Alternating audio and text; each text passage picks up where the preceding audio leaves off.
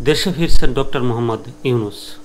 বে of Bengal initiative for multi sectoral technical and economic cooperation সম্মেলন শেষে দেশে ফিরছেন প্রধান উপদেষ্টা ডক্টর মোহাম্মদ ইউনূস। শুক্রবার 4 এপ্রিল রাত 10টা 5 মিনিটে বিমান বাংলাদেশ এয়ারলাইন্সের একটি ফ্লাইটে করে রাজধানীর হজরত শাহজালাল আন্তর্জাতিক বিমানবন্দরে অবতরণ করেন তিনি। এর আগে স্থানীয় সময় রাত 8টা 45 মিনিটে থাইল্যান্ডের রাজধানী ব্যাংকক ত্যাগ করেন অধ্যাপক ডক্টর মোহাম্মদ ইউনূস।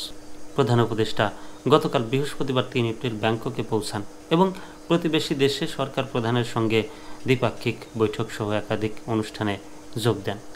এছাড়া ভারতের প্রধানমন্ত্রী নরেন্দ্র মোদীর সঙ্গে দ্বিপাক্ষিক বৈঠকে মিলিত হন প্রধান উপদেষ্টা। সম্মেলনের ফাঁকে দুপুর 12টায় সাইড লাইনে দুই নেতা বৈঠকে মিলিত হন। এ সময় দুই দেশের পারস্পরিক স্বার্থ সংশ্লিষ্ট কয়েকটি বিষয় নিয়ে আলোচনা হয়। এই আলোচনার মধ্যে দুই দেশের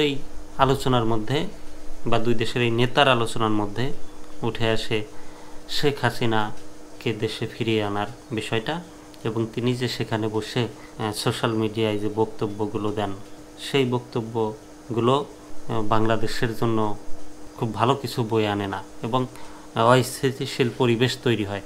তারই সেই বিষয়টা তুলে ধরা হয়েছে এবং আরও সীমান্ত হত্যা, তারপর আরও বেশ কিছু বিষয় আছে। সেই বিষয়গুলো নিয়ে ভারতের প্রধানমন্ত্রী নরেন্দ্র মোদীর সাথে আলোচনা করেন অন্তর্বর্তীকালীন সরকারের প্রধান উপদেষ্টা ডক্টর মোহাম্মদ ইউনূস।